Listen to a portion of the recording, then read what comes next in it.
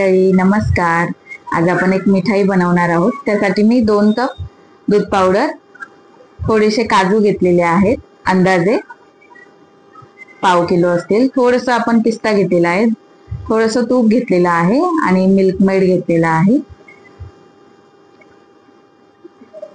तर ही मिठाई अगदी सोप्या पद्धतीने म्हणजे बिना गॅसची ही बनते। तर त्यासाठी आपल्याला पिस्ता आणि काजू आपल्याला पावडर करून घ्यायचं आहे एकदम, आणि पिस्ता थोडासा क्रश करून घ्यायचा आहे। बघा मी याप्रमाणे करून घेतलेला आहे। हे बघा, हा पाव किलो काजू आहे। तर आता आपण छोटीशी परात घेऊया। परातीमध्ये आपल्याला सुरुवातीला काजूची पावडर घालायची आहे। तर मी सुरुवातीला थोडीशीच घालते, बाकीची ठेवते, कारण की आपण जेव्हा मळतो तेव्हा चिकट लागतं हाताला जास्त, तर बाकीची आपण नंतर ऍड करूया। आणि दूध पावडर आपल्याला सगळी ऍड करून घ्यायची आहे।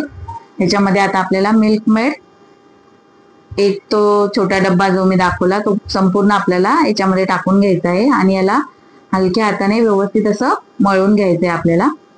थोडं हे मिक्स झालं की आपल्याला थोडंसं याच्यामध्ये 2 ते 3 चमचे दूध ऍड करून याचा आपल्याला गोळा बनवून घ्यायचा आहे। तर आता हे जास्त हाताला चिकटतंय, तर मी सगळं जी आपण काजूची पावडर ठेवली होती साईडला ती ऍड करून घ्यायची आहे आणि याचा आपल्याला गोळा बनवून घ्यायचा आहे व्यवस्थित असा। हे बघा याप्रमाणे। आता मी याचे 2 भाग करते। एक भाग आपल्याला थोडासा रेड कलर टाकून आणि आपल्याला एक भाग कलरचा बनवायचा आहे आणि एक आपण व्हाईटच ठेवणार आहोत। तर याप्रमाणे मी तुम्हाला दाखवते बनवल्यानंतर। हे बघा, असं एक व्हाईट आणि एक रेड। तर आता आपण जो व्हाईट पोर्शन आहे त्याला आपण आता व्यवस्थित असं चॉपिंग बोर्डला मी खाली तूप लावून घेतलेलं आहे आणि त्याच्यावरती आता आपल्याला याला लाटून घ्यायचंय। हे बघा लाटून झालेलं आहे। तर आता आपण त्याच्यामध्ये हा जो दुसरा गोळा होता लाल कलरचा तो आपण ठेवायचा, त्याला थोडंसं प्रेस करायचं असं हाताने, आणि जो साईडला जो एक्स्ट्रा भाग निघतोय तो आपल्याला काढून घ्यायचा आहे दोन्ही साईडने।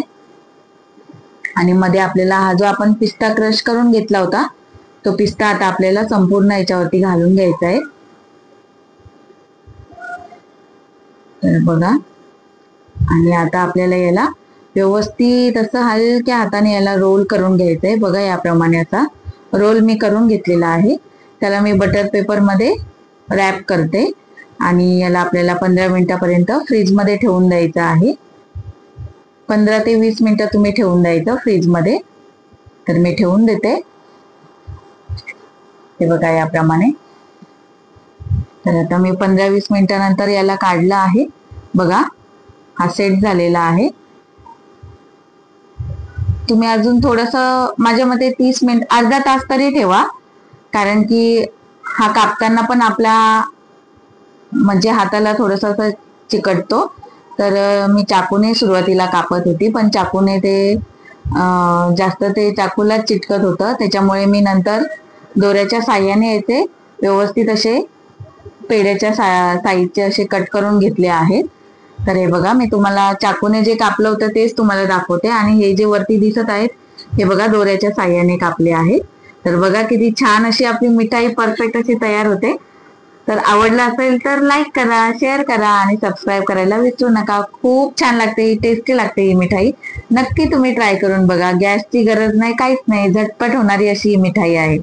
बघा याप्रमाणे अतिशय पेढ्याप्रमाणेच लागते, चवदार लागते। धन्यवाद। श्री स्वामी समर्थ।